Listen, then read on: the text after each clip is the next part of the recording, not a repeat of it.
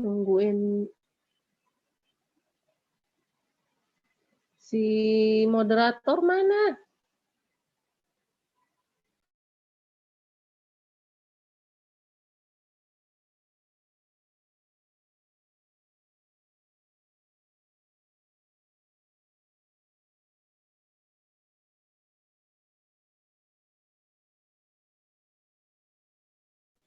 Indohome lagi mati di rumah. Ih, pusing saya. Tambah urusan stres deh.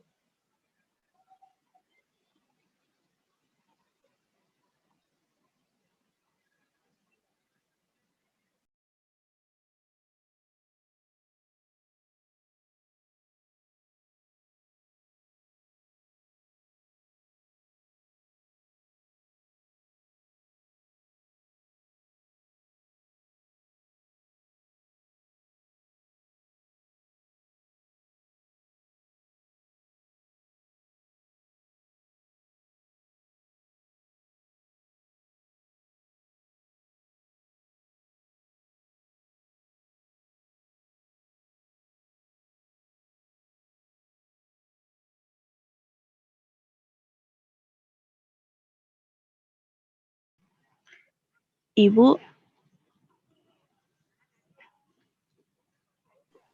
Iya, link Zoom-nya sudah bisa di-share di grup kelas.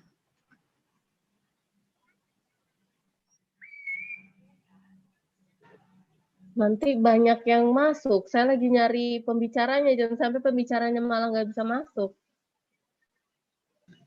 Oh, iya baik Ibu.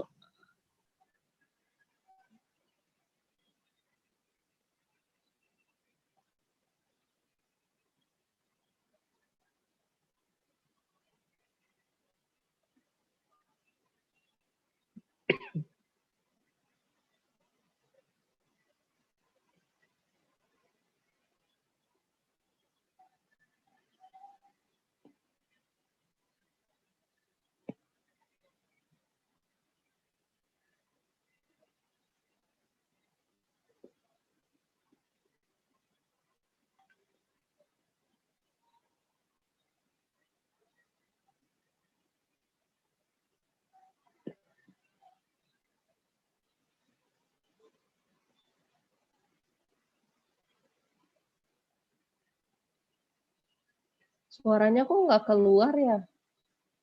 Si abang tukang bakso.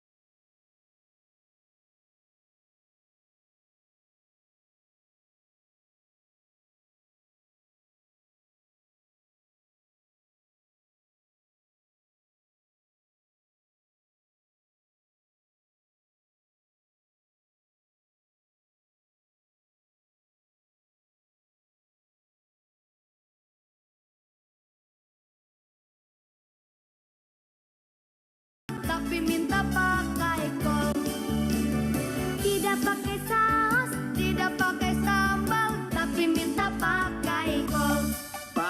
Bakso, meatball.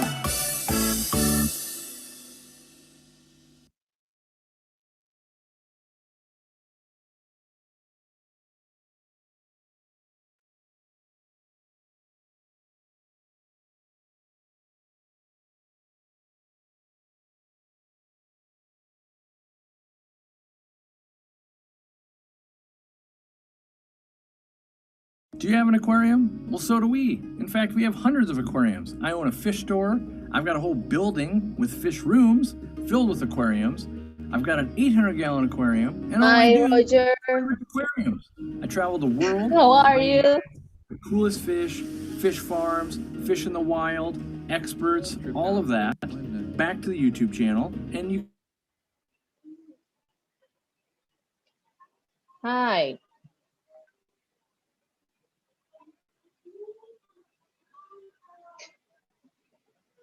You can unmute your microphone.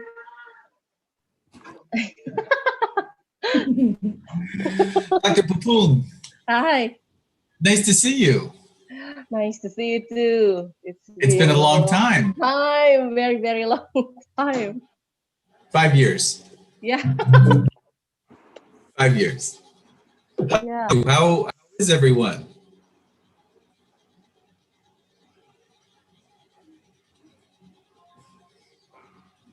And let's see. And are you Dr. Pupung as well? Yes. Pa- Dr. Pupung Ardini? Yes. Nice to meet you. I forget how to say that in Indonesian. I should look it up. Nice to meet you. How do you say nice to meet you? Senang bertemu dengan Anda. Yeah, I might need to practice. I've forgotten a lot of my Indonesian. I was trying to remember my favorite foods in Gorontalo. And I cannot remember. Can you help me? What is the name of the corn soup that is delicious and spicy? Milu siram. Milu siram. Yeah. Milu siram inak. Yummy. Good. So, Dr. Pupung, oh, wait. We have two. Are you both named Dr. Pupung? Yeah. Another person as the host. And Okay.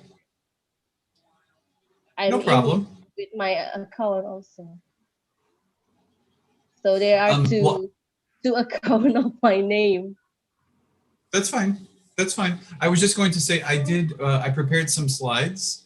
And so, I was just planning on speaking. And then if anyone is interested in hearing anything more about specific topics, just let me know, okay?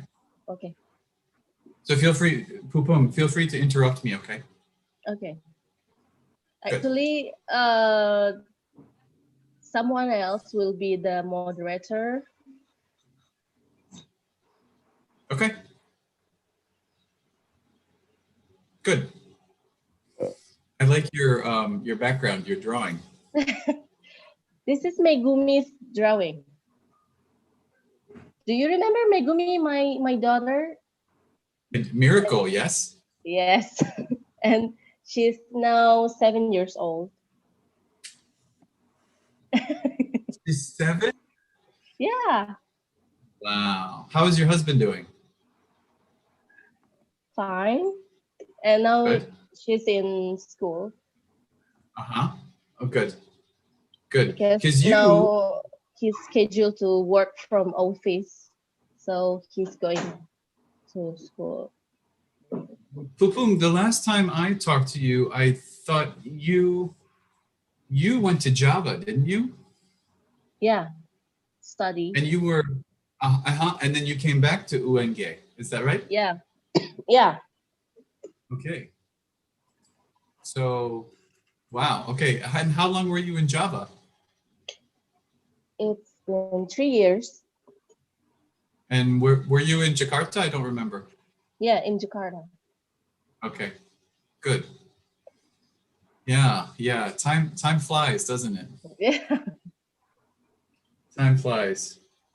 Well, This is Megumi. hi, Megumi. Apa kabar?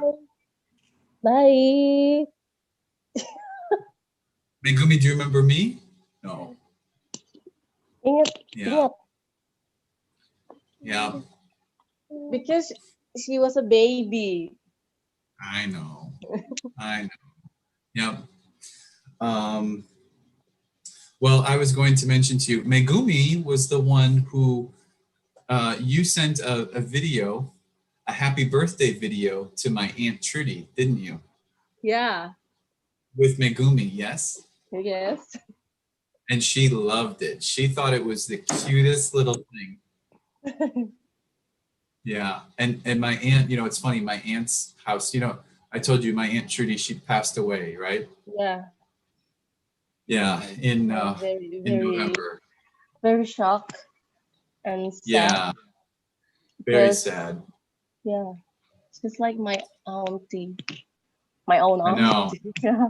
And she loved I could talk everything with her.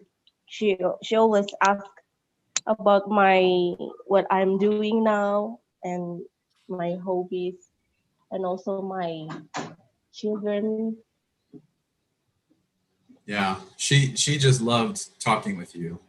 So yeah, so but I was going to say that even though she never traveled to Indonesia, she had a wall in her house with everything from Indonesia there, from Kerawang and all sorts of things that I had brought back to her. So, yep. Roger, this is Waode Eti Hardianti. She will be the moderator in this.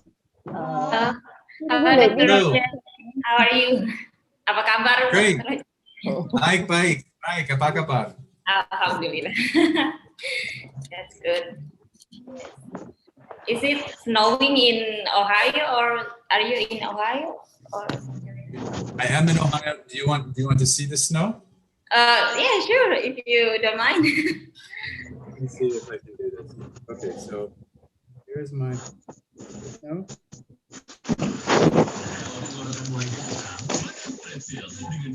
That's my patio. Okay. You see the snow there? Oh yes. Wow. Oh, Yep. So I feel cold.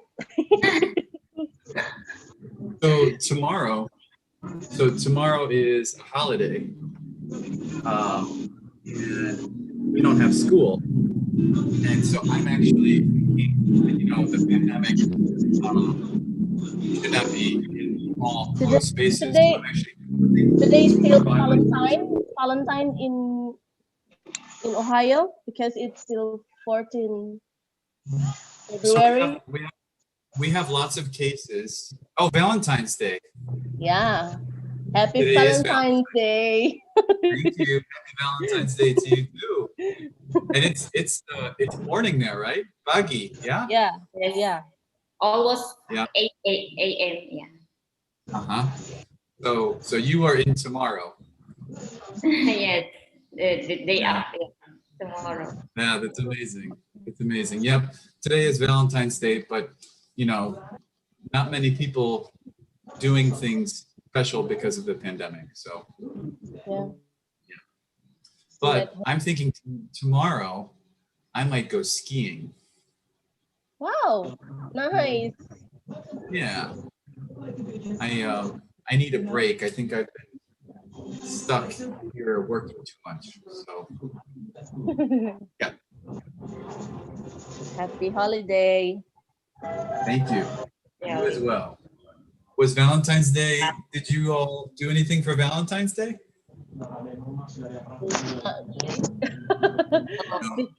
Because I have a fever last night, so I'm not doing well. Well, I hope you feel better soon. Thank you. And it is raining here yesterday. Raining a lot. A lot. Yes. Yeah, maybe it's because raining a lot, so I feel cold and get fever. Mm. And are the roads filled with water?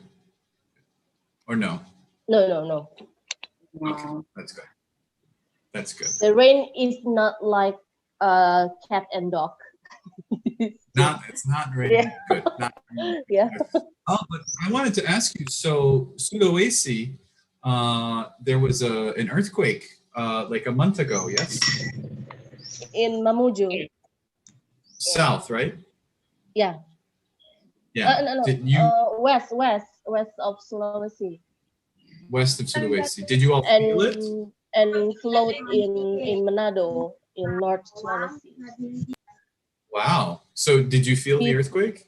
Before it was happened in Mamuju,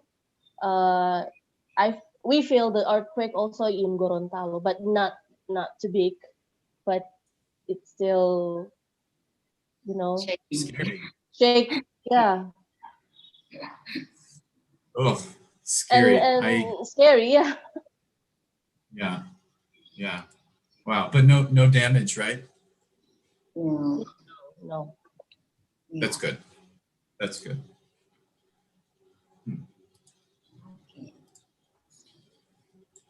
I'm just closing. I was grading students' quizzes. I have lots of quizzes to grade. Online learning. Online learning. It's a lot of work, isn't it? Yeah. Are you all doing online classes or face-to-face classes? Online. We are all doing online learning. And And what do you think? Do you like it? I feel it's more busy, more time to do, and it's like hard to do because sometimes in here in Gorontalo still have some issues like they doesn't have any signal, and it's really disturb the learning. Yeah, that's challenging. Well, I miss Gorontalo. It makes me sad to think I haven't been to Indonesia in so many years now, but I want to come back when I can and eat some milu siram Sure. every day. Milu siram. You said that you want. You said that you miss nasi goreng. No, Nasi goreng, and but nasi goreng, but the nasi bamboo. Oh, nasi bambu. That's oh my gosh, that's the best. That and the what are they called? The tempeh, Yeah. but the what is it? Sake? What are the sticks called with the shrimp? Satay, I don't know. Satay. Yeah, Sake in Japan. that's right. You know, Pupung, I've been working. I've been teaching English to Japanese guys for the last 3 years. And so I've learned quite a bit about Japan. So that's been really interesting. So food and sports, they like sports. So that's been fun. And the culture, it's very unique. Very And unique. also the spirit of working. They really have spirit. So discipline. Yeah, that's a cultural difference that is really hard for me to sort of understand and accept just how important work is to the Japanese. Yeah, I would have a hard time with that. Because yeah, the Japanese, the men that I was working with, they basically live entirely separate lives from their families. And I mean, I don't know. I mean, seeing your wife and children like once or twice a year, like that's really hard. Like I would not be happy with that. But yeah, different, just a whole different mindset and a whole different culture. So yeah, it's really interesting. Yeah. So He. Your friend is he. Your friend from Japan, he or she? two men, Oh, and today. they were executives for a car company here in the United States. So they basically live in Ohio, and their families live in Japan. So yeah, It's hard. Especially and the worst part, I mean, from my perspective, the most challenging part was that when they would go to Japan, they would have no time to see their families because their trips would be for business only. Yeah. Yeah, so I mean that is commitment to the job. So yeah.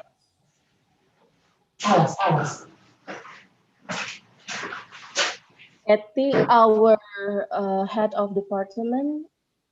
oh Pak Utoyo, Pak Dr. Utoyo, I think I don't know. Oh, there. I saw him here. How about Pak Hmm? Dekan, the dean? Pak Dekan, is he going to join this webinar? I'm going to call. Yeah. Okay. Should I call you Dr. Roger or Dr. Anderson? Anderson. You can just call me Roger is fine, but if you want to, Dr. Roger is fine too. Thank you. I just don't know. He is Thank my you. best teacher ever Wow. of English. Wonderful. Because And of my him, best I brave to speak. Hmm. I my remember. best student ever. Wow, nice compliment. So fun. Yeah. So you're teaching English in Indonesia in what year? So I taught 2 summers at UNG. So I taught in 2014 and 2015.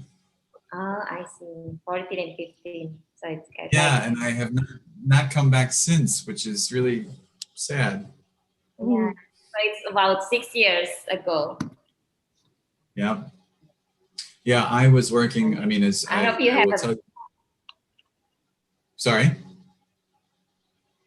I hope you have a wonderful experience in here in Gorontalo. The only bad memory I have in Gorontalo was when I was leaving. Living That's is it. sad, yeah. Yeah, leaving was sad. Yeah, I loved it. I don't know.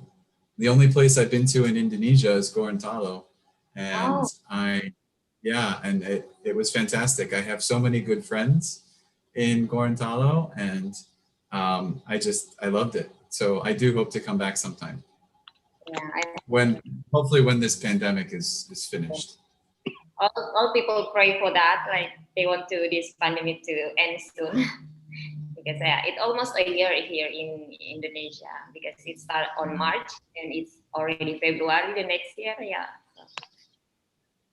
So long. Yeah. So long. All right. So I think we are going to wait for the dean because he's going to open this webinar, and after we're going to start. So are you familiar with the Freedom to Learn program? So yeah, Wakil Dikan Pupung was telling me a little bit about it. Oh, okay. So I've heard about it, but I'd like to know more. Okay. Yes. Just to make sure.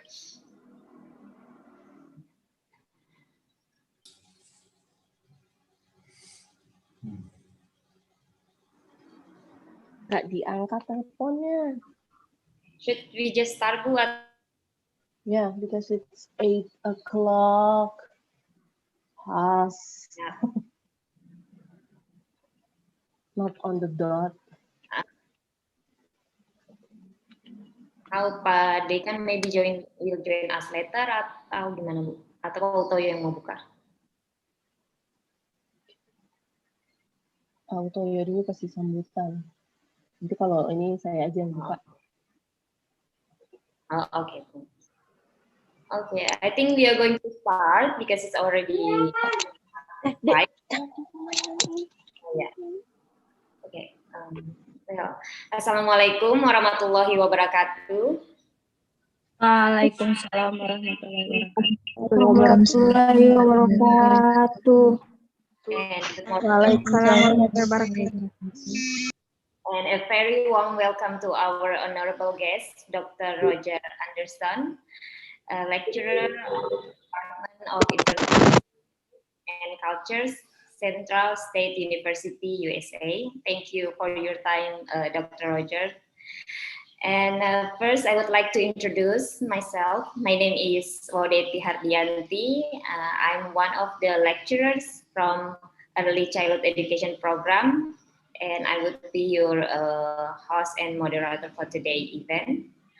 And also, I would like to thank the Dean of Faculty of Education, Dr. Arul Dayanto, MPD, and the Vice Dean, Dr. Pupung Puspardini, MPD, who have helped to make this event possible.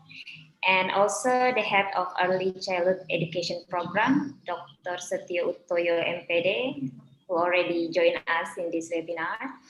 And I'm so glad that we gather in this webinar that held by the Student Association of Early Childhood Education. And to begin with, I would like to invite the Head Department of Early Childhood Education, Dr. Setio Utoyo, MPD, to give a welcoming remark. Ya, jadi saya ucapkan terima kasih atas partisipasinya semua dan untuk Dr. Roger yang sudah menyempatkan hadir pada kesempatan hari ini. Nah, sebelum kita memulai lebih jauh mengenai diskusi pada pagi hari ini, kita dengarkan dulu beberapa penyampaian atau sambutan dari Ketua Jurusan Early Childhood Education atau Pendidikan Guru Pendidikan Anak Usia Dini Universitas Negeri Gorontalo, Bapak Dr. Setio Utoyo. Kepada Bapak kami persilakan. Oke, makasih. Assalamualaikum warahmatullahi wabarakatuh. Waalaikumsalam warahmatullahi wabarakatuh. Terima kasih. Saya mungkin pakai pakai bahasa Indonesia. Insya Allah nanti ditranslate sama Bu Eti. Oke. Bismillahirrahmanirrahim. Saya sampaikan terima kasih pada kesempatan hari ini. Terutama saya ucapkan terima kasih telah hadir. Selamat berjumpa, Mr. Roger Anderson, WD1 Dr. Pupung Puspardini, Ibu Sri Wahyuningsih selaku Sekretaris Jurusan, dan Bapak Ibu, terutama yang host hari ini Ibu Eti Ardianti, dan terutama mahasiswa PG PAUD yang saya cintai, dan semoga hari ini dalam keadaan sehat semuanya ya, dan bisa melaksanakan kegiatan aktivitas sementara hari ini perdana sekali masuk kuliah, dan alhamdulillah dibuka dengan kegiatan kuliah umum yang mana kita hadirkan pembicaranya dari USA, Mr. Roger Anderson. Maka itu saya ucapkan ya terima kasih atas atensinya ya, mahasiswa kita terutama yang ada di jurusan pendidikan anak usia dini yang telah hadir dan ikut serta dalam kegiatan pada hari ini. Maka dari itu untuk supaya nanti lebih proaktif dan dari kegiatan ini mudah-mudahan bisa dimanfaatkan sebaik-baiknya. Kita juga hadir dalam suasana yang karena pandemi kita menggunakan daring semuanya ya mudah-mudahan semuanya dalam lindunginya Tuhan Yang Maha Esa, dikasih ya kesehatan, kebahagiaan, dan senantiasa bisa beraktivitas dalam kegiatan apapun. Untuk itu, untuk memperkenalkan baik secara narasumber yang pada ya kaitan hari ini tentang ya kita berteman tentang apa tadi istilahnya diskusi ya, diskusi yang terkait dengan tema hari ini apa tadi, implementasi successful practice of freedom learning ya. Mudah-mudahan bisa disampaikan oleh narasumber kita lebih jelas tentang apa itu successful learning. Oke, makasih. Dari itu semuanya saya ucapkan selamat bergabung dan senantiasa untuk mendengarkan. Makasih. Assalamualaikum warahmatullahi wabarakatuh. Waalaikumsalam warahmatullahi wabarakatuh. Thank you very much, Bapak Dr. Sutyotoyo, for the opening remark. I will translate. Dr. Utoyo want to remind us that the start of the semester. So we hope that all students will have a better motivation to start this semester, although the pandemic is happening. We cannot be beat by the pandemic. We have to be the spirit to start this semester and hope for the best. Yeah, thank you. Thank you, sir. Now we moving right along. I think Dr. Pupung will give opening remark and also to officially open this webinar because wait a second, I'm going to charge my laptop because the battery is low. Yes. While waiting for Dr. Pupung, we are sorry that the Dean cannot join us today, and the Vice Dean, Dr. Pupung, will open this webinar. And I hope all the students will be active in this webinar to ask questions or to share what they thought about the Freedom to Learn that today theme. Ya, jadi sambil menunggu Ibu Pupung, saya sampaikan bahwa diharapkan semua mahasiswa untuk dapat aktif, bertanya, berpartisipasi, berbagi pengalaman tentang topik hari ini yang berkaitan dengan Merdeka Belajar ya. Karena banyak program ini nanti akan dijelaskan lebih jauh manfaatnya dan apa kesempatan yang dapat didapatkan oleh mahasiswa bergabung di kegiatan ini. Okay, well, I think Dr. Pupung is ready now. Yeah. Okay, then I'm glad to invite the Vice Dean, Dr. Pupung Puspardini, to officially open this webinar. Yeah, please, time is yours. Yeah, thank you very much. The Honorable Dr. Roger Anderson, thank you very much for your time to be the speaker of this webinar. And it's really grateful because we're going to hear many experience of our speaker about his experience in doing the freedom of learning, for examples like volunteering and teaching in another part of the world. And in our new policy about education, our ministry tell about the freedom of learning and hope that students have more skills, more experience about learning, not just in the class about the theory, but also practice their knowledge and could give the advantage of their knowledge and their theory of learning. And dengan mengucapkan Bismillahirrahmanirrahim, kegiatan webinar apa judulnya Bu Eti? benefit and opportunity and benefits for students. Wait. Oh, freedom to learn, opportunities and benefits for students. Saya nyatakan dibuka. Okay, thank you so much, Dr. Pupung, for the opening. And I think now we are going to move to this the event that we await. That is the discussion with Dr. Roger. And before I start the discussion, to know more about Dr. Roger, I will read some of his CV, because I think it's quite long, because he has a lot of achievement and accomplishment.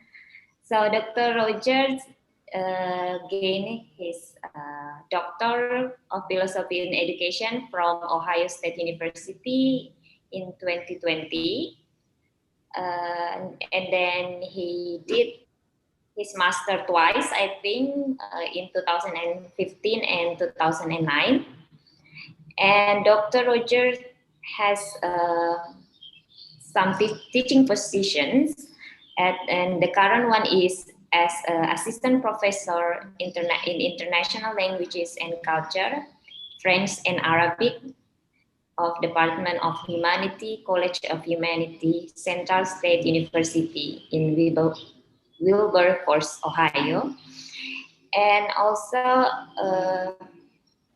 Dr. Rogers has did some volunteering and some teaching from different parts. That is first voluntary adjudicator, U.S. student, Fulbright English teaching assistant in 2014, and also voluntary adjudicator Denmark Undergraduate Research Forum in 2015, and volunteering in undergraduate scholarship competition college in 2015, 14 and 15.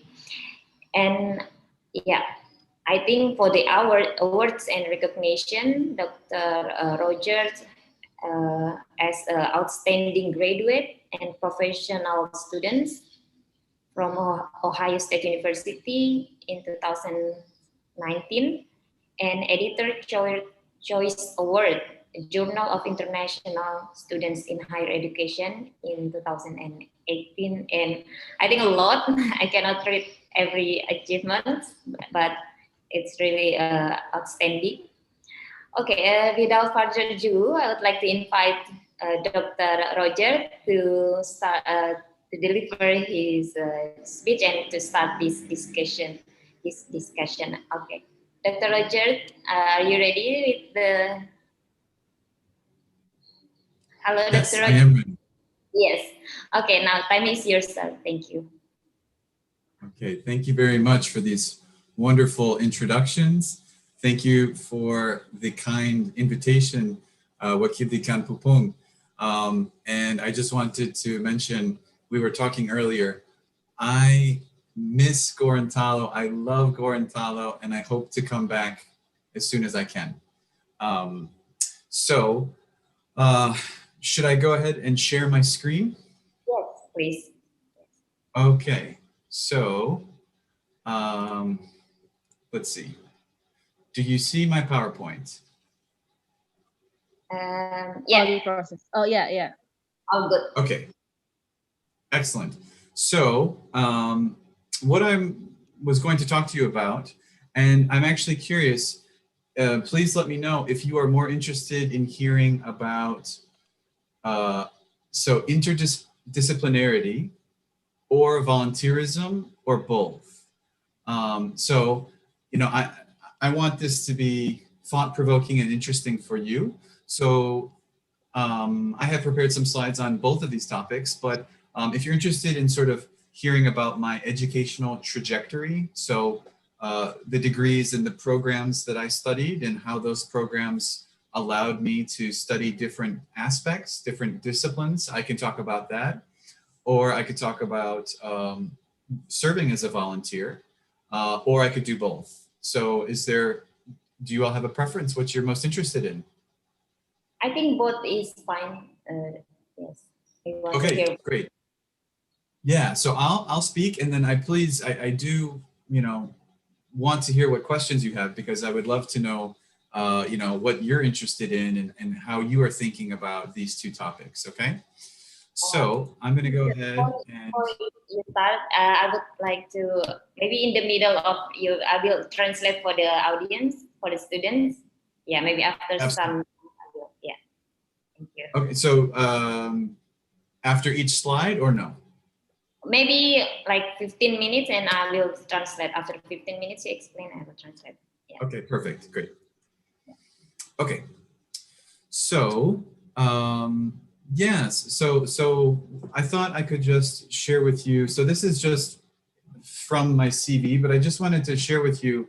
So here is the most recent, right? I did just graduate in 2020, and I did have a virtual graduation ceremony over Zoom. So I'm very familiar with Zoom. But I did want to signal that these 3 degrees, where there are these 3 stars or asterisks, those 3 degrees are degrees that were designed to be interdisciplinary. So the degrees themselves were not in one traditional field, but I had to take courses in many different fields. So, right, I have a master's degree in teaching Arabic as a foreign language, and another one in international affairs, and then another one in international studies, a bachelor's degree. And so I can talk a little bit about those sort of those programs and how they were set up. But before that, I just wanted to mention that for me, volunteering and interdisciplinarity, or the ability to take courses in different departments, different disciplines, those are cornerstones of my education. And so when I say a cornerstone, we refer to like the corner, right, of a building, because if you don't have a strong foundation at the base of the building will not stand well. But these 2 concepts, volunteering and being able to take a variety of courses, are absolutely crucial in my education. Okay. So I realize that snow and ice are not common on the equator there, but we have beautiful icicles right now if you go to some of our parks. However, this was me many years ago as an undergraduate student. And so just to let you know where I am, so I live in the state of Ohio, and Ohio is sort of in the eastern third of the United States, and Ohio is on the Great Lakes. So we actually have a border with Canada in the middle of the lake, okay? And so just to sort of help orient, so I'm from Cleveland, Ohio, and this is the lake, okay, Lake Erie. I'm from Cleveland, Ohio, and so I just wanted to give you a sense. This is sort of what the city looks like, okay? So big blue lake and a small big city, or a big small city, as we say, okay? So this is where I'm from, and this is our skyline. This is the Rock and Roll Museum, Hall of Fame. And this is sort of what houses look like neighborhoods and suburban communities. This is what a typical neighborhood would look like, okay? So from this area and this background, I went to Appalachia. And so here are the Appalachian Mountains. And so they actually start, as we can see, in southern Ohio, well, and to a degree, northern Ohio, but it's culturally, it's quite different. So I went from Cleveland down to a city called Athens, okay? And that's where I did my undergraduate studies. And so Athens looks very different, right? Athens is very green and hilly, and it's not a big city, it's a very small city, okay? And so there is a university there called Ohio University, and basically everyone in the town works for or with the university somehow, okay? So this was my building.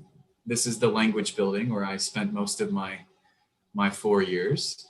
And so I was a double major. So I majored in French and European studies. And so the French program, I took all my classes in the French department. So literature, film classes, linguistics, just language classes, right? All within my department. But then my European studies class, we were required to take courses in history, in political science, in anthropology, in a variety of fields, in the French department, right? And so this degree was structured so that you were required to have a variety of experiences, okay? And then I did a little, a certificate. So a 2-year certificate program that was project-based. So if you're interested, I can tell you a little bit more about that later on. So then after 4 years as an undergraduate, I stayed at the same university and I completed a master's degree in French. And so for the master's degree in French, one of the requirements is that you have to take 2 semesters worth of a second language, or I guess a third language. And it had to be in our same department. So in the language departments, okay? So I studied Spanish, and so that was wonderful. And then after I finished this master's, I thought, you know what, I got really interested in North Africa through the French department, through reading about North Africa. And I found out that Arabic is crucial. If you want to understand North Africa, you need Arabic.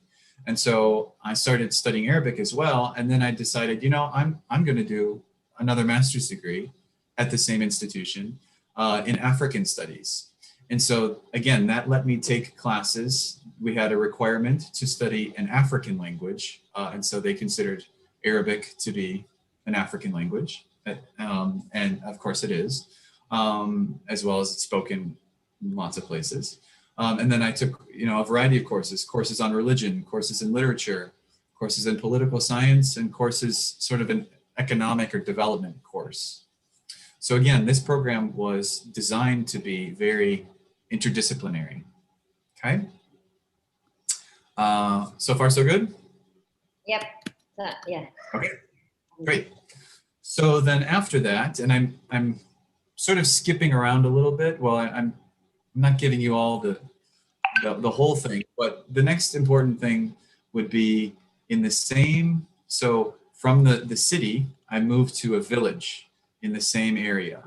And that village has 121 people that live there, or that lived there. And there was no gas station, and there was 1 restaurant and 1 post office, and lots of hills and lots of quiet. And so this is called Amesville.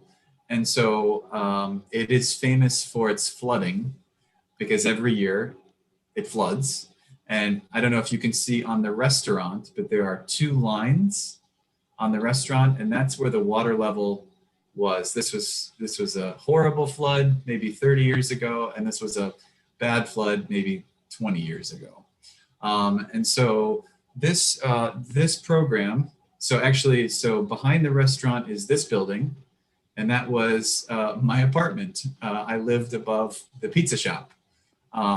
And then over here was a school. And so this school is the only school around for 30 miles. The next school is 30 miles away. So it's a very rural place.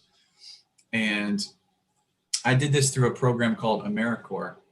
And AmeriCorps is a government program that gives typically young people, but not necessarily young people, 1 year or 10 months to be a member of this organization. And you go to a community, either a rural community or an urban community that has less resources, and you spend 10 months doing community service. So it can be a variety of things, right? So it can be, you know, food or disaster response. It can be, you know, like landscaping, or, you know, agricultural, or it can be working with students. I mean, anything. There are lots and lots of different community service projects, and they are found in all 50 states. And so I did that, living and volunteering in this community. And so my program, the mission was health initiatives and community programs.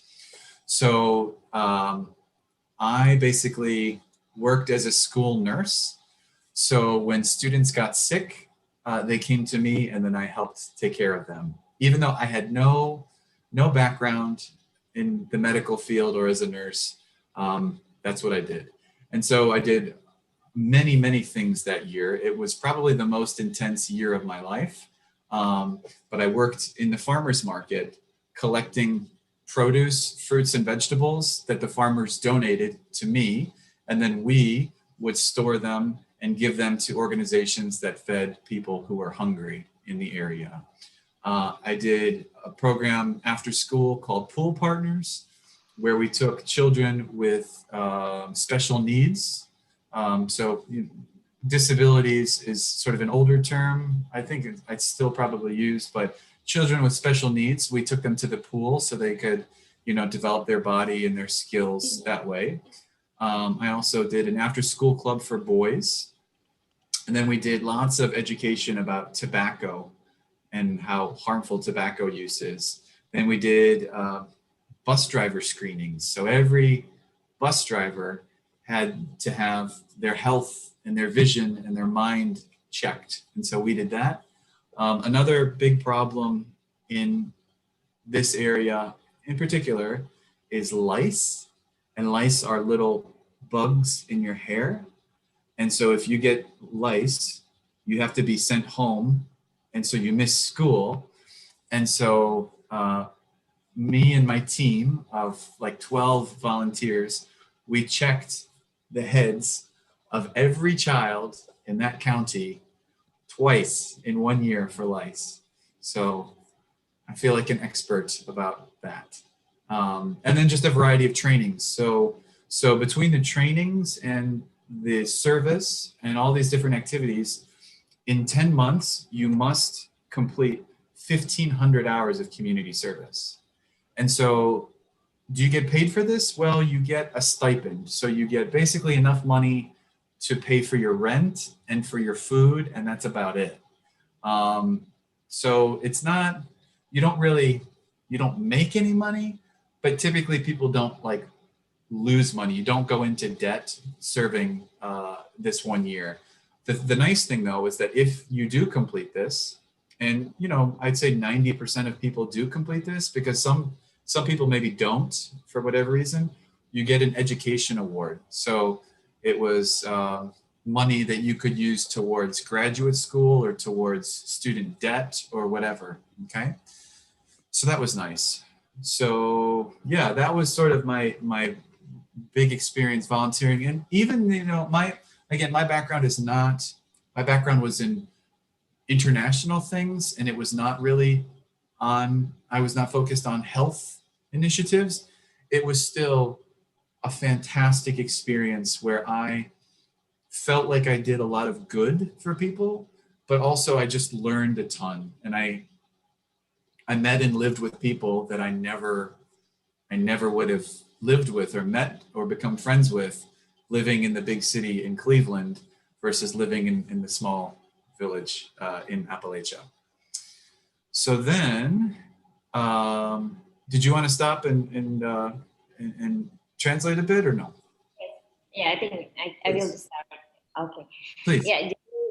Jadi tadi Dr. Roger telah memaparkan dengan sangat detail, sangat baik tentang apa saja yang dia lakukan selama berkuliah atau bersekolah. Jadi tadi disebutkan bahwa Dr. Roger itu mengambil program yang interdisiplin, atau artinya mengambil berbagai macam jenis course atau program studi. Jadi tadi misalnya dicontohkan Dr. Roger itu mengambil tentang double major. Double major itu artinya 2 degree ya, atau 2 titel yang bisa didapatkan, yaitu dari misalnya tadi dari tentang bahasa Prancis dan juga tentang pembelajaran studi di Eropa. Jadi dengan beragamnya beragamnya program yang diambil oleh Dr. Roger membuat beliau itu mempunyai wawasan yang lebih beragam dan juga mempunyai peluang yang lebih beragam ya, karena dia bisa mendapatkan banyak koneksi dari berbagai program yang diambil tadi. Kemudian Dr. Roger mengatakan bahwa menjadi volunteering atau kita melakukan segala sesuatu dengan menjadi sukarelawan ya, itu bisa memberikan fondasi yang baik bagi kita. Jadi sebagai dasar yang baik untuk kita memulai apakah itu networking, koneksi, ataupun pengalaman dan pengetahuan yang bisa kita dapatkan. Nah, jadi Dr. Roger panjang lebar tadi menjelaskan tentang apa-apa saja yang dipelajari atau apa saja program yang sudah dilakukan. Jadi tadi disebutkan bahwa Dr. Roger dengan mengambil berbagai volunteering, berbagai course atau program, dia bisa dapat berkeliling ke daerah-daerah yang sebelumnya belum dikunjungi, dan juga bisa bertemu dengan banyak orang yang mungkin saja berbeda background dan tidak pernah berpikir akan bertemu, tetapi dengan berbagai kesempatan ini beliau bertemu dan belajar banyak. Salah satu contoh volunteering yang dilakukan oleh Dr. Roger tadi yaitu AmeriCorps atau volunteering yang diinisiasi oleh pemerintah di USA sana ya. Jadi ini semacam mereka melakukan community service atau pengabdian di daerah yang 3T ya kalau kita di sini rural ya, atau daerah pedesaan seperti itu. Jadi daerah pedesaan ini yang mungkin saja fasilitasnya terbatas. Jadi mereka membantu masyarakat di sana dengan berbagai program. Jadi bukan cuma mengajar, tetapi juga bertani, tetapi juga tentang kesehatan. Kemudian mengajar anak-anak. Salah satunya tadi disebutkan juga tentang Dr. Roger bekerja sebagai perawat di sekolah. Walaupun mungkin background-nya tidak memiliki background kesehatan, tapi beliau membantu bila ada anak-anak yang mungkin saja sakit selama di sekolah atau butuh bantuan dalam hal kesehatannya, beliau membantu. Kemudian tadi juga disebutkan Dr. Roger bekerja sama dengan petani untuk membuat donasi, menyediakan makanan bagi orang-orang yang kelaparan atau mungkin saja ada orang-orang yang membutuhkan. Jadi Dr. Roger sebagai penyalurnya dari petani ke orang-orang tersebut. Dan kemudian juga disebutkan tadi Dr. Roger juga membantu anak-anak yang berkebutuhan khusus. Jadi misalnya menjadi tadi disebutkan bahwa anak-anak berkebutuhan khusus yang ingin berenang, bantu anak-anak tersebut sehingga bisa berolahraga, yaitu berenang misalnya.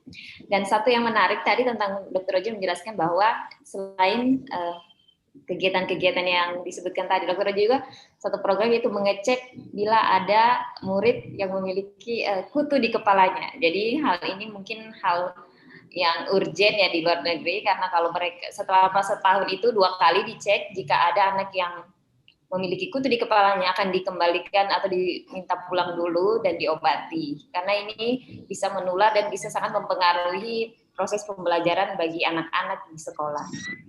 Dan program ini dilakukan selama 10 bulan, jadi totalnya itu 1.500 jam, dan bila menyelesaikan program ini, Dr. Roger bisa mendapatkan namanya Education Award atau diberikan semacam uang yang akan digunakan untuk sekolahnya nanti atau untuk pendidikannya nanti. Jadi program ini bisa menjadi motivasi kalau misalnya mahasiswa yang ingin turun ke daerah, apa saja yang bisa dilakukan. Yang tadi disebutkan salah satu yang bisa dicoba. Dan bila ada pertanyaan, silakan menuliskan di chat atau nanti menekan tombol raise hand dan saya akan tanyakan ke Dr. Roger. Ya, untuk saat ini sekian dulu ya. Kita kembali ke Dr. Roger. Well, Dr. Roger, I think that's I have translate for the audience and now you can continue to explain. Thank you. Terima kasih. Saya tidak berbicara bahasa Indonesia. Sorry. That's okay. Saya belajar bahasa Indonesia. One day. Okay. Okay, so after this, I moved to Columbus, Ohio. And Columbus is our capital, our state capital. It's also the biggest city in the state of Ohio. And so here you can see Columbus. We have 2 rivers. And here is the state capital. And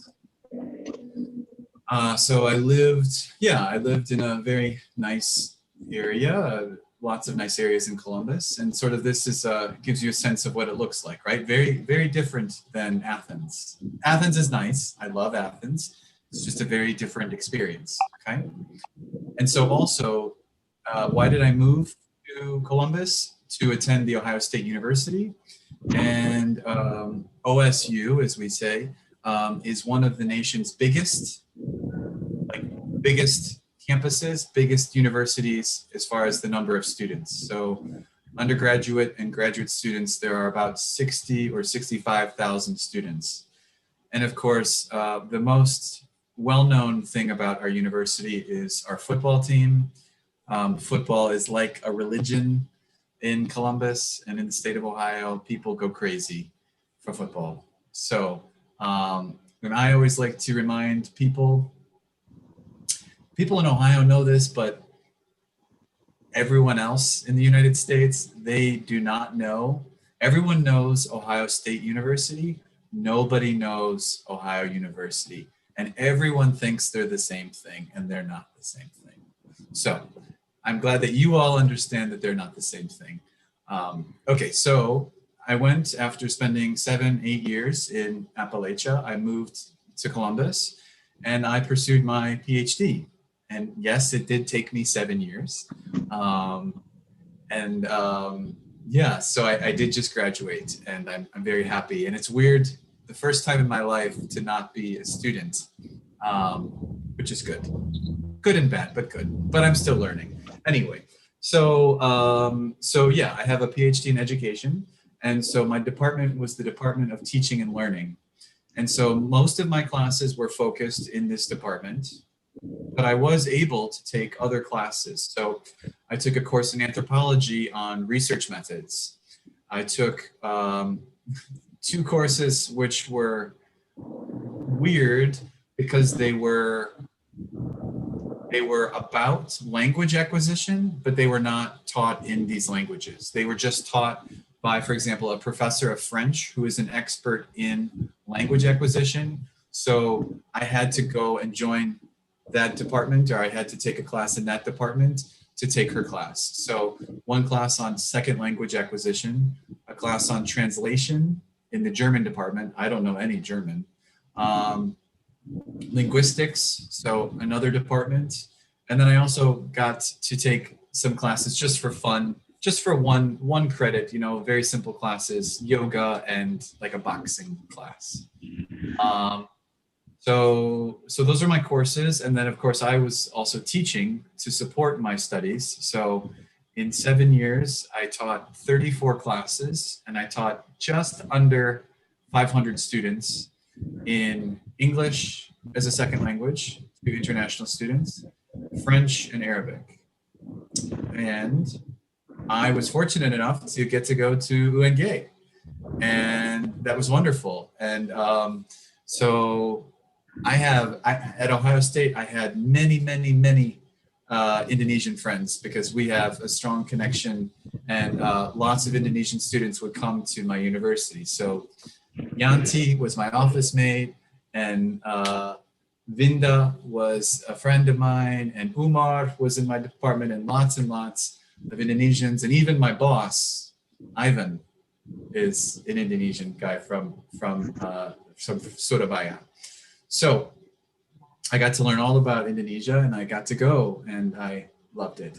And then the next thing I wanted to mention was that something that I did just for fun, to help students, but also for my own fun and my own relaxation, in a sense.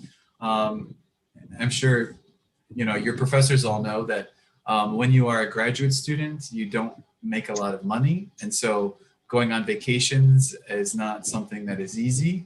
But at this institution, at Ohio State University, they have a service club for community service. And so it's a fantastic club. And I think universities are starting to do this more and more, but it's called Buckeye Serve. Okay, that's just the name of it. And so basically what it is that instead of going on spring break to Florida and going to the beach for a week. Students can decide that they want to go and spend 1 week doing community service. And so students do have to pay for these trips. They are not free, and they are selective. So many more students apply than get selected to participate. But students don't know this. They are actually only paying for half of the trip. So the other half of the trip is actually paid for by alumni, by community members that once attended the university, that have a strong connection to the university. And so, again, I can talk much more about this, but I loved it and I loved going. And so,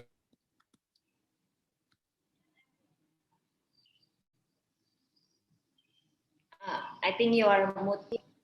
Yeah. okay, yep, can you hear me now? Yeah. Okay. Okay. So yes, as a graduate student, I was responsible for undergraduate students, to making sure that everyone was safe and that we did our community service and things like that. So, so 3 times per year, so winter break, spring break, and then May in summer, these trips happen and students can go. There are locations inside the United States, and then there are a couple locations outside the United States. And so students know, like, for example, Chicago is not far from Columbus. Chicago is a 6-hour drive. And that might sound like a lot maybe for you all, but for an American, a 6-hour drive is not far. Florida, driving to Florida, you know, a 24-hour drive, that's farther, okay? So, so students can choose which trip they want to go on. And they also know that, like, a trip to Chicago may cost less money. A trip to Guatemala may cost more money, okay? And so, yeah, again, what are the service projects? Many service projects. So some are, you know, like what I did was building houses or restoring houses or working in food pantries or helping cook food for people who are living in homelessness on the street, or working in a state park to remove plants that are killing other plants, or planting trees. So again, just tons and tons of really fascinating projects. And so I was just going to talk about the last 2 that I did. And so I tried to go every year. I tried to do 3 if I could, because those were my vacations. And it was just a nice experience to be with undergraduate students and to watch them, like, really, you know, learn and develop and become better people. So I went in January 2020, December 2019, I don't remember. I went down to Louisiana, and so the city of New Orleans. And so this was my group, we traveled on this bus and we slept on this bus. This bus was converted into, like, sleeping compartments. And so instead of up here being bags, like baggage, those were beds. And so we drove around to different places in Louisiana, in New Orleans, and did environmental projects. So for 3 days, we planted trees in the swamp. And it was super cold. And that was good because this swamp in summertime is filled with mosquitoes and snakes and crocodiles. And you do not want to be there in the summertime. So that was really interesting. And again, I got to meet all sorts of interesting people, students from all over the world. Again, you know, people that maybe I would not have hung out with or met had I not, right? And so it's really interesting, you know, some of these, you know, these students, maybe half of them are from the state of Ohio, half of them are not.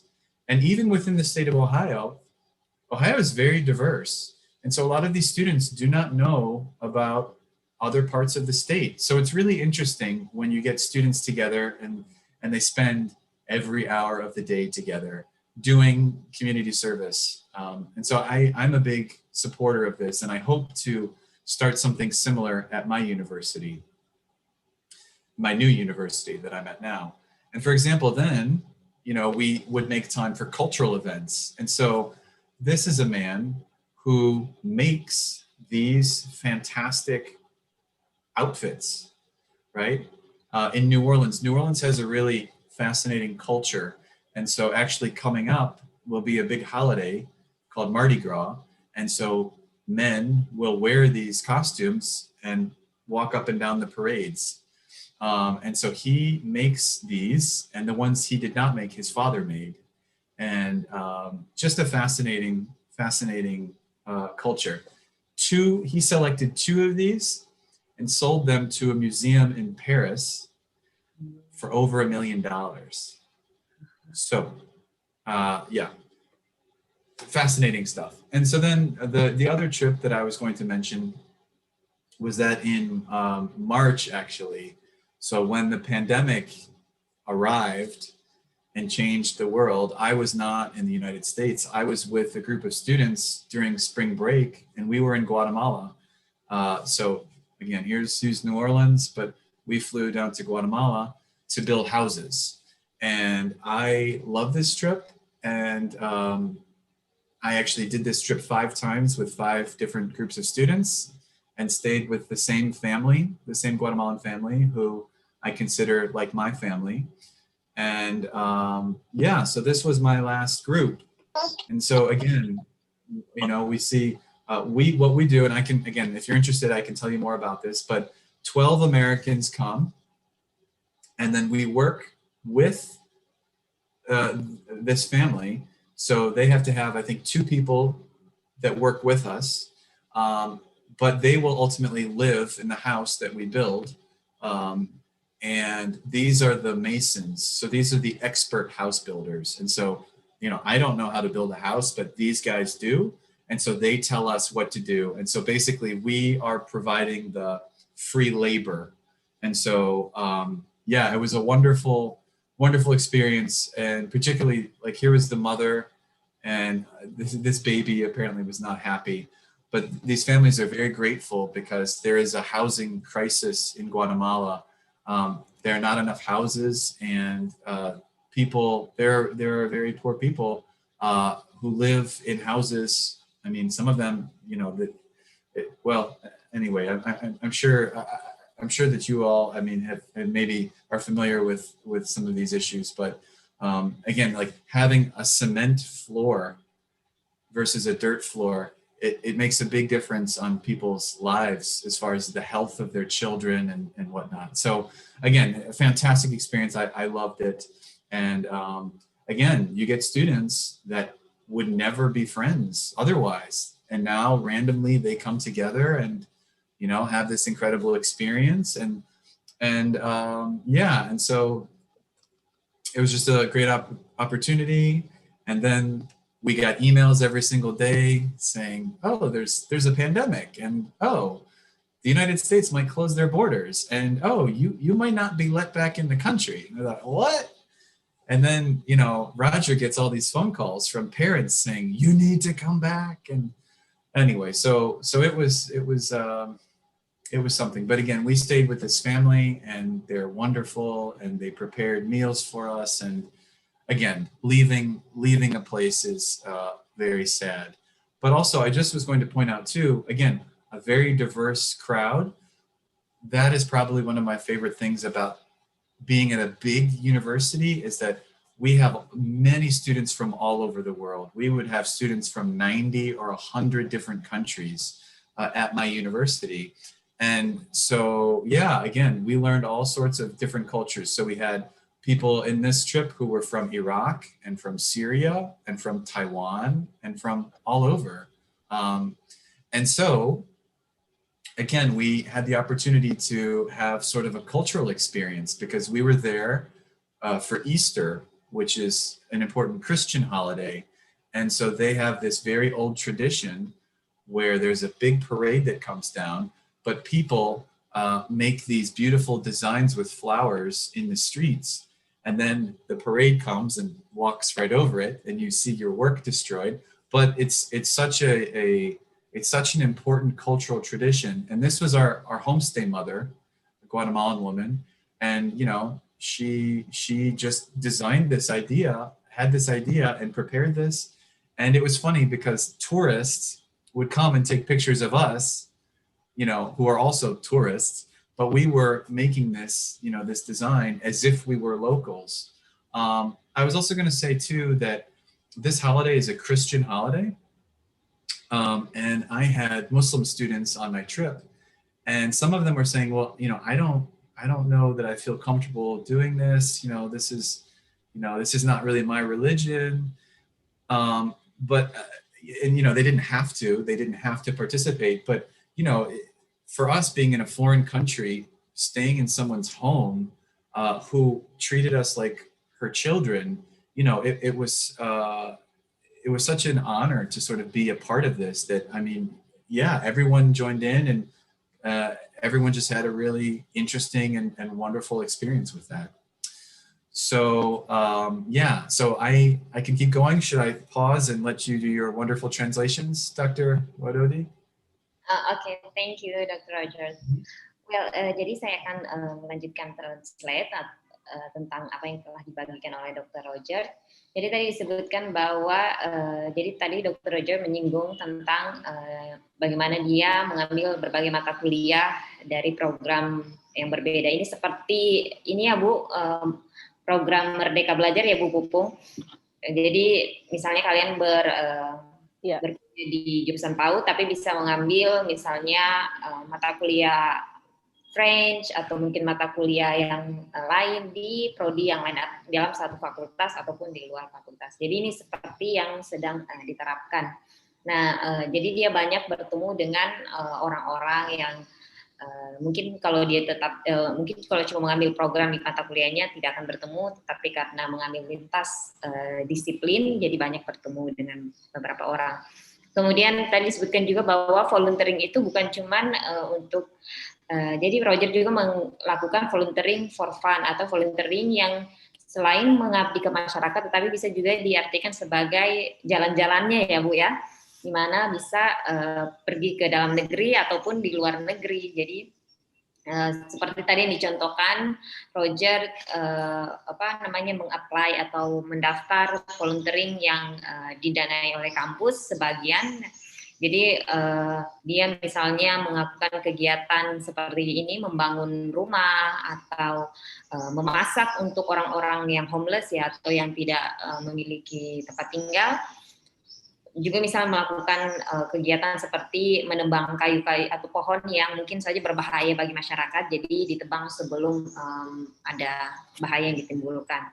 Kemudian tadi juga Roger menyebutkan bahwa volunteering yang dia lakukan for fun atau volunteering yang bisa juga disebutkan sebagai jalan-jalan ini menyatukan berbagai mahasiswa ya dari berbagai latar belakang negara, ada yang dari tadi disebutkan dari Syria, dari Irak, dari Taiwan. Jadi mungkin kalau tidak melakukan kegiatan ini tidak akan bertemu. Jadi mereka mengambil kesempatan ini untuk saling mengenal, bukan cuma mengenal satu sama lain, tetapi mengenal budaya lokal di daerah-daerah yang didatangi. Jadi mereka juga menikmati semacam sebagai turis juga ya, karena betul-betul menghadapi atau merasakan budaya yang baru. Nah, kemudian tadi disebutkan bahwa pengalaman ini bisa kita dapatkan jika kita aktif sebagai volunteering atau aktif sebagai member dari universitas yang ingin misalnya volunteering atau mengabdinya sebagai jalan-jalan ataupun mengabdinya sebagai jalan-jalan dan juga sekaligus melakukan yang diharapkan pada masyarakat seperti itu. Jadi programnya mirip seperti program Merdeka Belajar, di mana kalian mengabdi ke desa dan juga di mana kalian bisa mengambil mata kuliah dari berbagai program di luar program studi. Well, David, I think ada tadi yang yoga dengan boxing. Jadi boleh ambil yang buat fun juga, olahraga seperti yoga atau boxing. Itu Ya, dihitung SKS, ada rekognisi SKS-nya. Jadi Oh, bukan cuma apa namanya mengambil kegiatan, tapi itu dihitung SKS-nya, juga ada SKS. oke, Ada jadi kredit. kalau masuk dalam berbagai kegiatan olahraga juga atau kegiatan budaya bisa dihitung SKS-nya dalam pembelajaran seperti itu ya Bu. Ya, I think there are two students. I think a lot students ask question. Should we answering or we just continue and then we will come back for the question and answer session? Yeah, so I only have a little bit more that I could just mention, and then we could do questions. How does that sound? Oh yeah, you can continue now, I think. Yeah. Perfect, thank you. Yeah, so the only thing else I was going to mention was just, so I was getting my PhD, right, in education, but I also, I was teaching Arabic, and I had the opportunity to get another master's degree, not because I love collecting degrees, but because I wanted to teach Arabic and I needed a degree. And so, yeah, I participated in this college for 4 summers. And so they designed this program. So if you did 4 summers, you received your degree. And I was just going to say too, again, we took a variety of courses. So some were linguistics courses, some were literature courses, film, and then like education classes, okay? And so again, if you're interested in that, I can tell you about that as well. And then I was just going to mention that for the last 6 months now, I have been living here in this area of Ohio, a new area. And again, totally different than where I'm from, totally different than down here, very, very different. And so what's famous about Dayton are these 2 men. They are the Wright brothers, and they invented the airplane.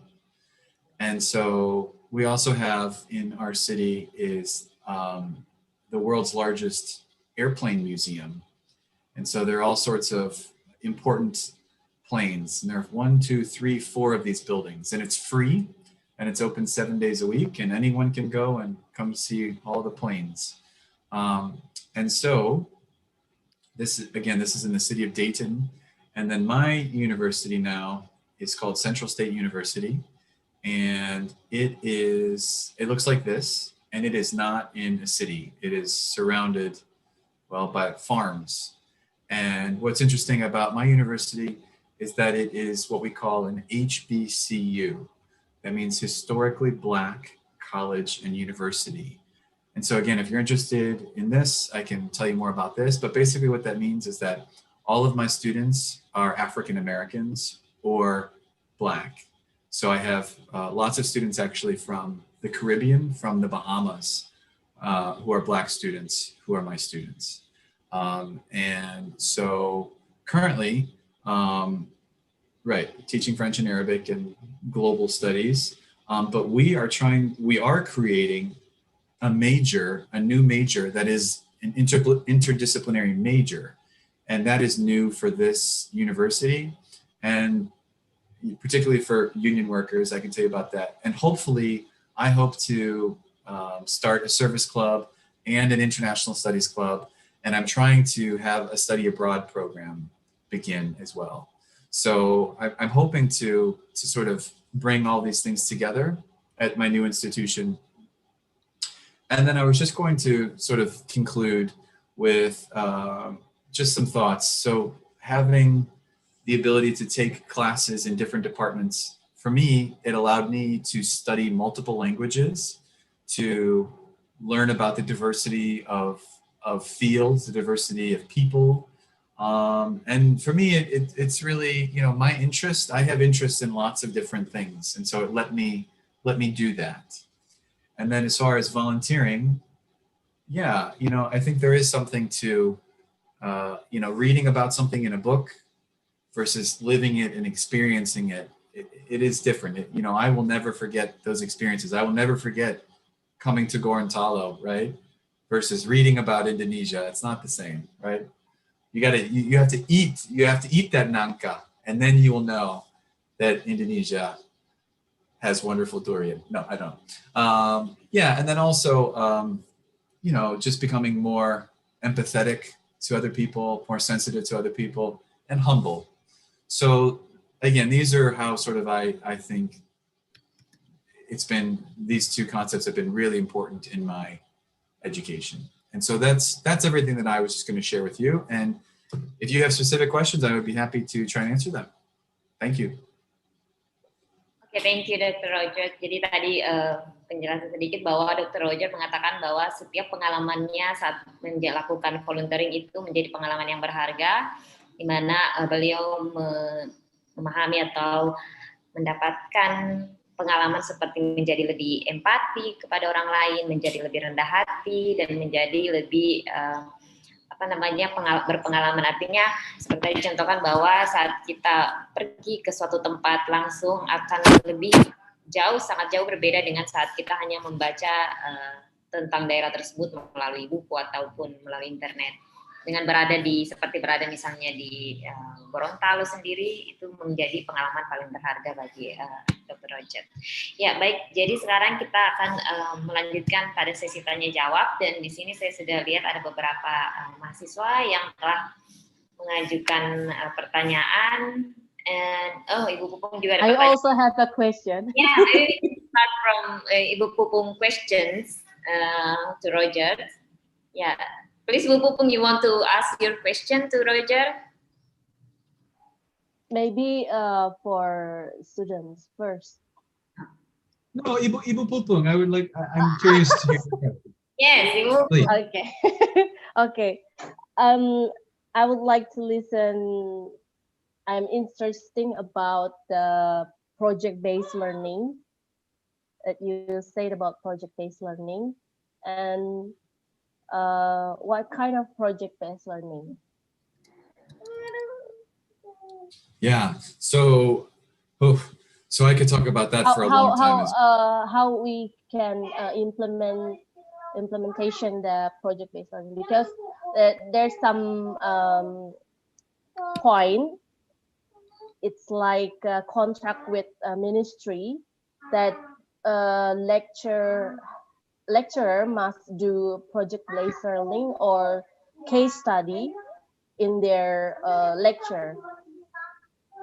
So I would like to hear about the implementation. Yeah. So so from the perspective of a student, I can tell you this project, this program that I did, it was called the Global Leadership Certificate. Okay. And so we did projects. So it was six quarters. Oh wait, I'm not sure. Am I sharing my screen? You can see my screen? Okay. I forget sometimes. I'm sorry.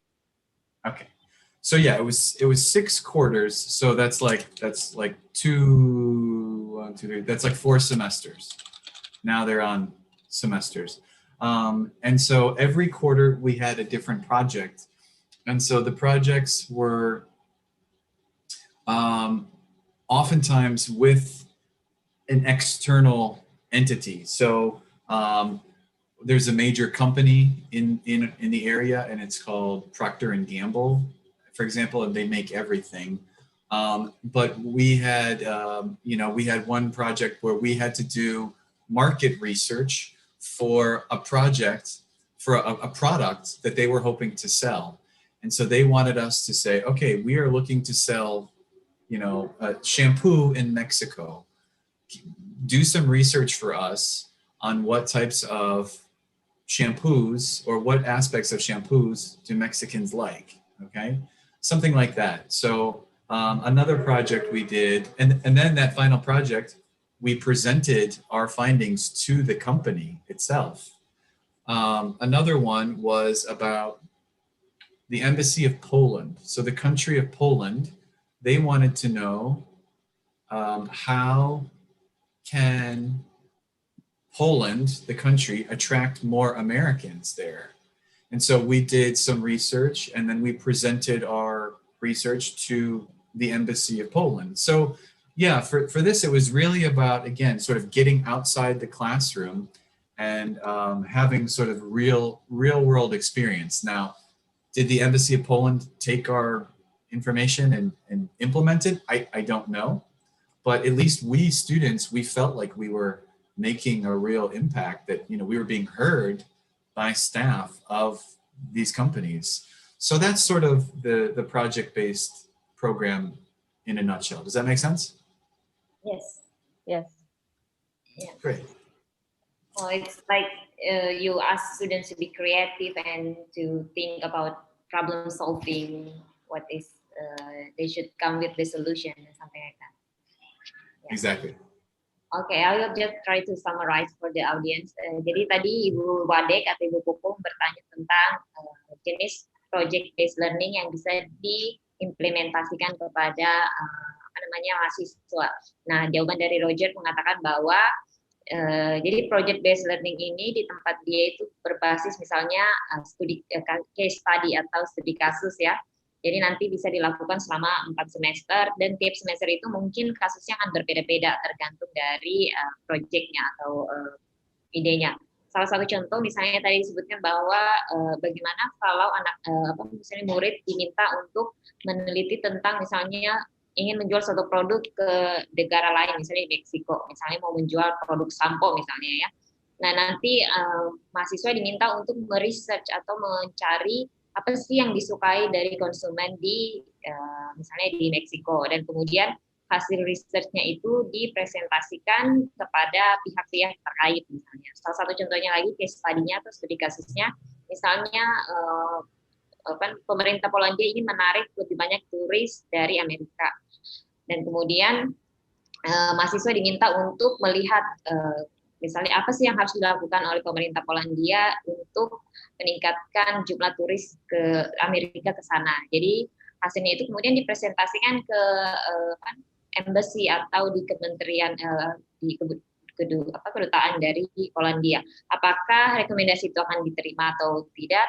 Itu hal yang lain, karena mahasiswa sudah dibekali cara untuk mencari solusi, menemukan, dan kemudian memberi dampak bagi sekitar atau bagi komunitasnya. I think. Yes, I think another question from our student, from Aprilia Usman, I will read for you. She asked about, you mentioned before that to understand or to know more about Africa, you need to learn about their Arabic language. Why it has to be like that? Yeah, so good question. So, okay, so at my university, Ohio University, okay, there, how do I say this? So Arabic is one of many languages, one of many African languages that are taught at Ohio University. So you can study Twi, you can study Akan, you can study Swahili, you can study Setswana from Botswana. There were many languages that were offered, and so you had to choose one African language that you wanted to study. And of course, for me, interested in North Africa, Arabic was, the choice that made the most sense. And so that's how I got to study Arabic, and I loved it. And I found the experience to be really hard because at that time, we didn't really have Arabic teachers. We had sort of native speakers of Arabic who were teaching you. And so that's one of the reasons why I felt I wanted to be a part of helping to improve Arabic teaching and learning, because I don't feel like it needs to be super, super difficult. So yeah, that's sort of, that's my answer. Does that make sense? Yes. Oke, jadi pertanyaan dari Apriliani tadi dijawab oleh Dr. Roger. Dr. Roger mengatakan bahwa Jadi bahasa Arab itu cuma salah satu dari banyak bahasa yang diajarkan pada program tentang Afrika ya. Jadi ada berbagai macam bahasa yang ditawarkan untuk mengetahui lebih tentang Afrika. Namun karena Dr. Roger tertarik pada Afrika Utara, di mana banyak menggunakan bahasa Arab, jadi beliau mengambil itu dan juga melihat bahwa yang dapat mengajarkan bahasa Arab itu masih sedikit. Jadi Dr. Roger ingin mengetahui lebih banyak dan mungkin bisa ingin mengajarkan kepada yang lain, jadi bisa berkontribusi untuk membuat bahasa Arab lebih banyak diketahui seperti itu. Okay, another question, Dr. Roger. Another question from Sri Nindimidu.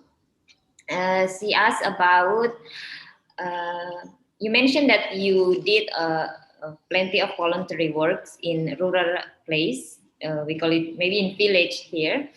And she asked about what is maybe the problem you encounter or the difficulty you face when you did your voluntary and how you overcome those difficulty. Yeah, that's a good question. Let's see.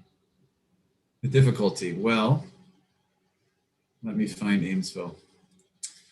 Well, as you can see here in Amesville, there was no grocery store. There was no gas station. And so to get gas, petrol, right? To get food, you had to drive about 40 minutes, right? Also, I lived alone and it was very quiet and I didn't know anyone. And other than hearing coyotes at night, do you know coyotes? Coyotes are like wild dogs, okay? And they sing to each other at night. And so other than hearing them at nighttime, I didn't hear much. So it did get kind of lonely. But I became good friends with the kindergarten teacher. The kindergarten teacher lived a couple houses away. And so, yeah, I made friends, but it was challenging. There was no one really there in the village that was my age. So that was a challenge. Let's see, what else was a challenge? Yeah, well, let's see.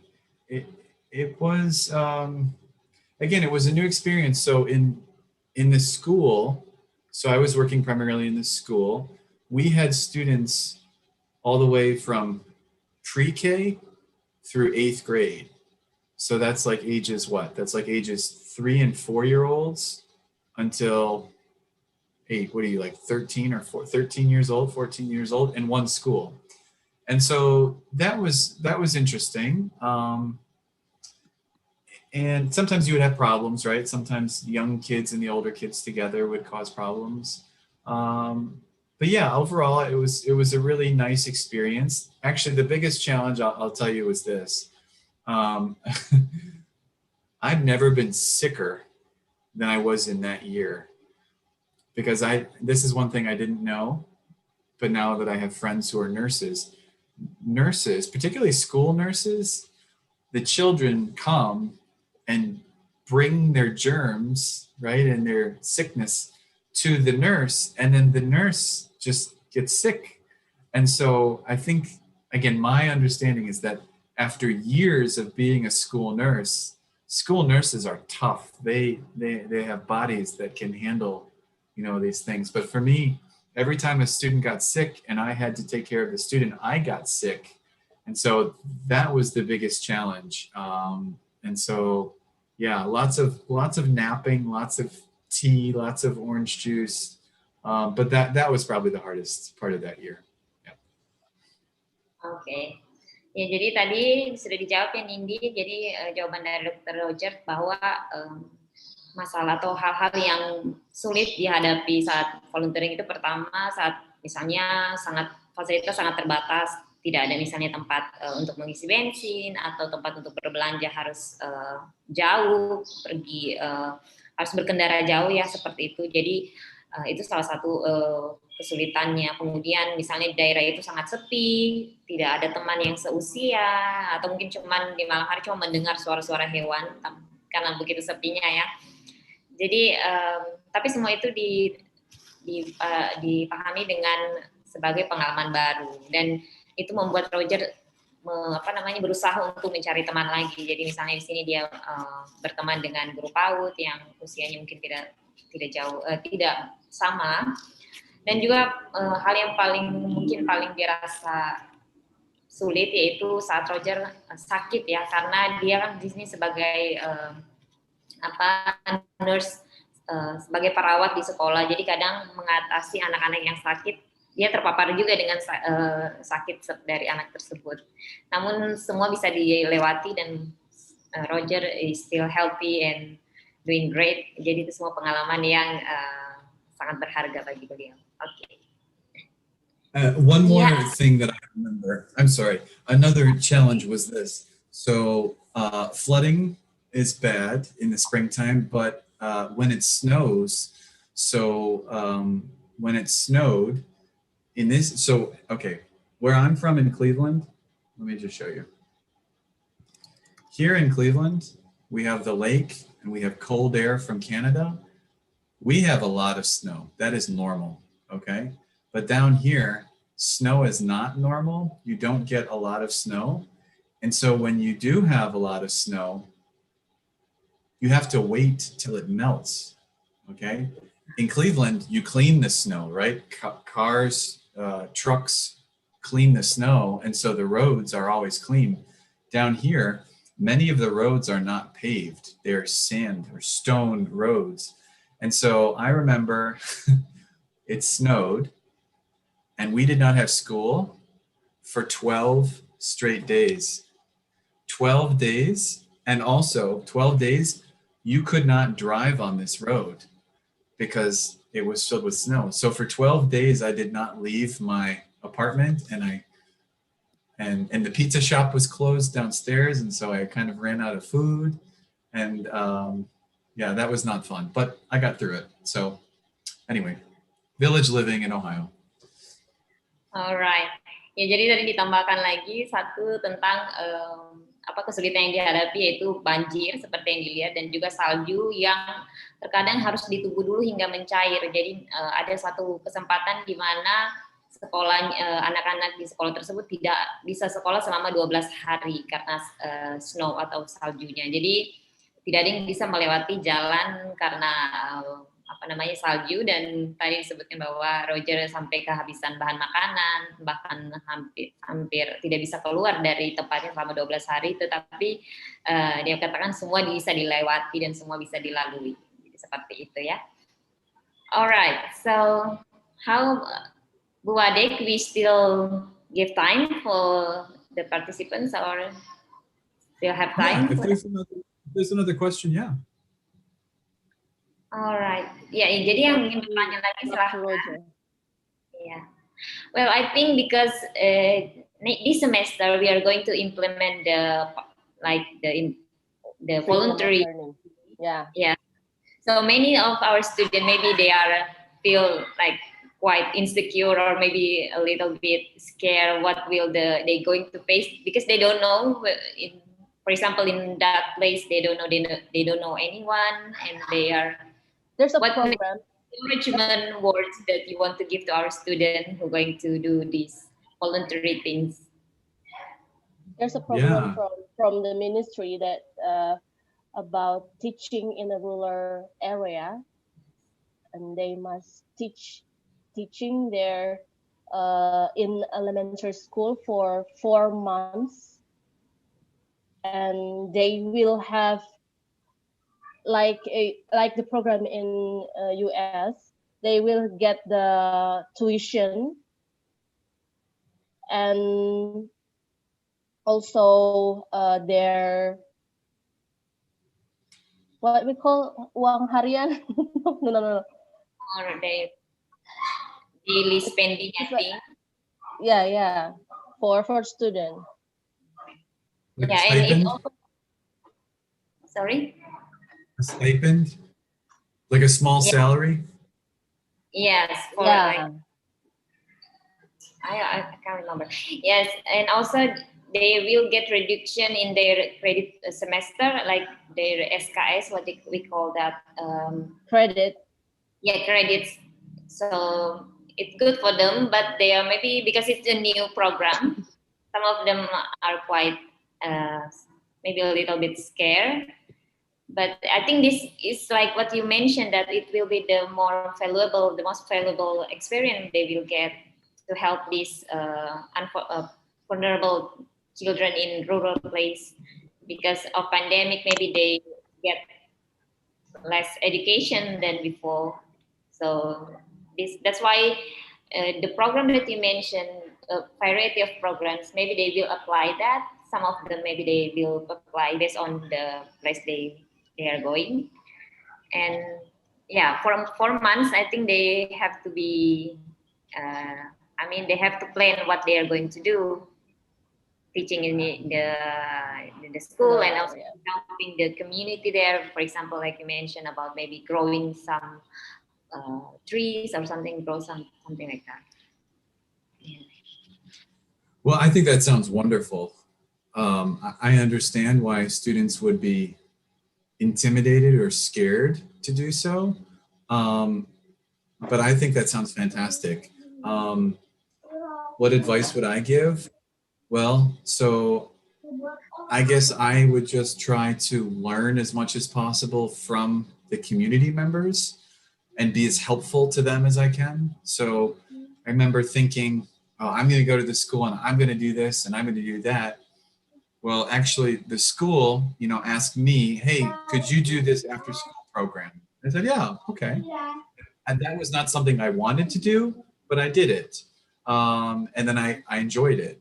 So sort of seeing what the school needs and what the teachers there need, and then trying to help that way. That's what I would recommend. And then the other thing I would recommend too, and I hope that they do this, but keep a journal, right? Write your notes about your experience and do it every day, right? Write every day, maybe one paragraph every day. What did you learn today? What was hard? And then you can go back and look at that later, right? Look at that later for maybe scholarship competitions or, essays or professional development, but also just for your own benefit, right? Knowing, oh yeah, that experience, that's when I learned that, meeting new people is hard for me, or, this was a challenge, but then I developed. So that would be my general suggestion. Alright, okay, thank you. Jadi Dr. Roger mengatakan bahwa bagi kalian yang ingin atau mahasiswa yang ingin memulai program kampus mengajar, mungkin saat ini sedang banyak hal yang dipikirkan atau mungkin ada ketakutan seperti itu. Jadi Dr. Roger memberikan saran bahwa saat kita ke sana, kita sebisa mungkin melihat sekeliling kita, kira-kira apa guru butuhkan, apa sekolah ini kira-kira yang bisa saya lakukan untuk memajukan sekolah ini, apa yang guru ini misalnya perlu bantuan seperti itu. Jadi dengan hal seperti itu kita bisa membuat program yang memang cocok atau sesuai dengan apa yang dibutuhkan di daerah tersebut.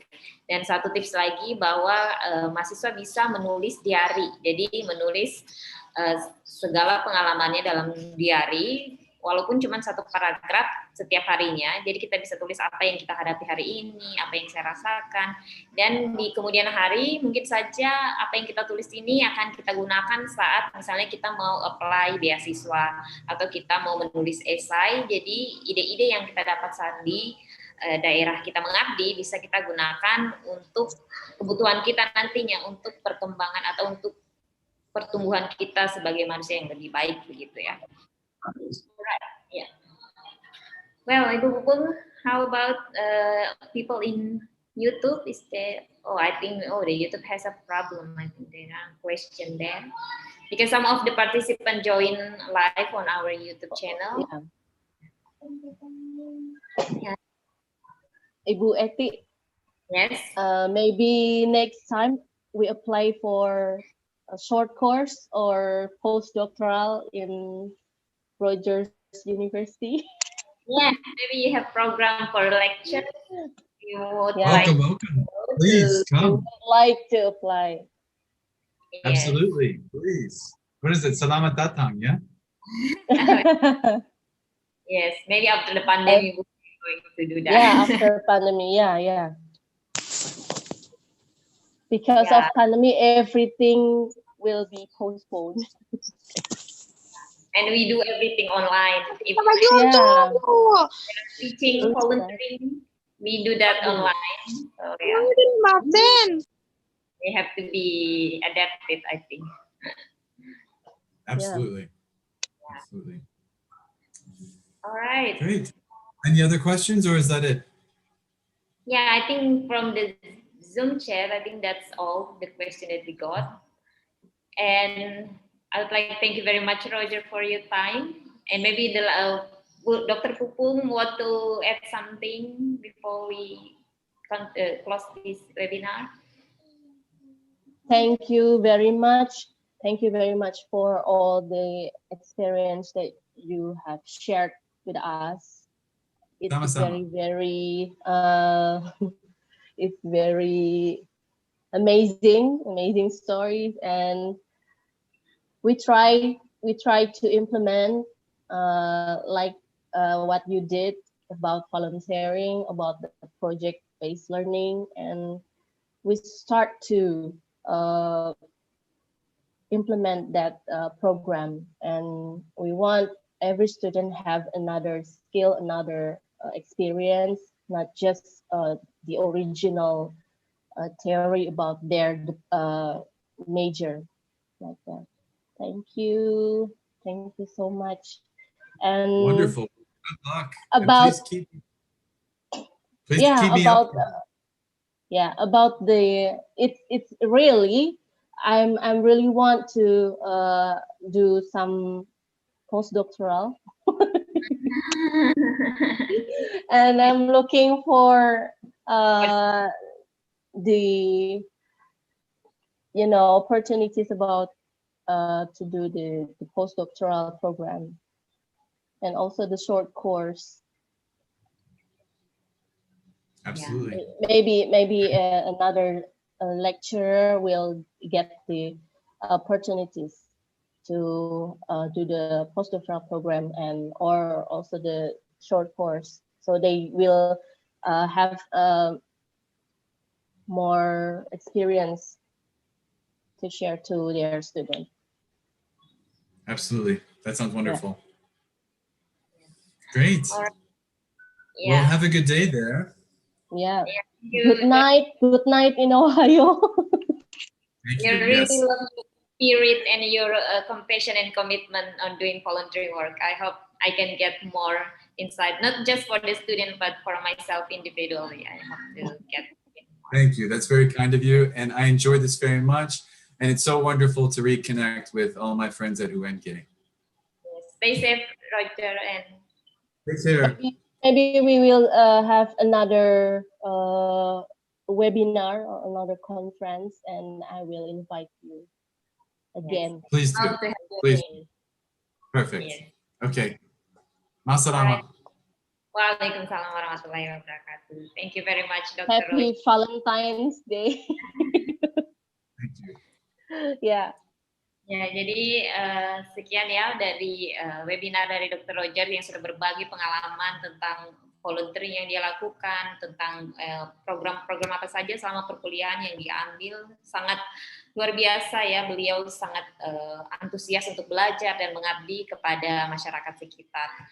Ya, I think that's all. Sekian ya untuk webinar kali ini, Bu. Diharapkan mahasiswa untuk mendapatkan pengalaman, motivasi, sehingga diharapkan untuk meng-apply ya, Bu, kampus mengajar. Ya, kampus mengajar. Ada banyak program sih, ada kampus mengajar, ada kampus perintis, mengajar perintis. Itu nggak cuma dapat pengalaman aja, tapi ada dapat uang saku, dapat bantuan, iya, dapat bantuan UKT. Kalau yang bukan bidik misi dia akan dapat bantuan UKT. Iya, jadi beasiswa. Iya, dapat beasiswa, dan ini juga bisa digunakan untuk mengisi esai kalian kalau ingin nantinya mendaftar S2 atau mendaftar program pertukaran yang lainnya di luar negeri, ataupun ini bisa digunakan sebagai salah satu pengalaman yang pernah dilakukan. Kan disebutkan bahwa mahasiswa yang aktif secara akademik maupun non akademik itu pasti mendapatkan hadiah lah begitu, baik dari pemberi beasiswa ataupun program-program lainnya. Begitu ya Bu ya. Oke, jadi sudah ditampilkan daftar hadir. Kayaknya Rogernya juga udah keluar. Ya, jadi mahasiswa silakan mengisi daftar hadir untuk hari ini dan selamat memulai semester baru, semester genap tahun ini. Soalnya di sana malam sih, jadi. Iya, betul. Oke. Malam masih tanggal 14. Benar, kita udah pagi besoknya. Iya.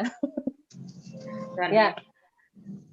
Ya, makasih banyak teman-teman mahasiswa, Pak Kajur, Ibu Sekjur, ada juga dosen-dosen yang bergabung. Thank you. Dan untuk kegiatan webinar hari ini, alhamdulillah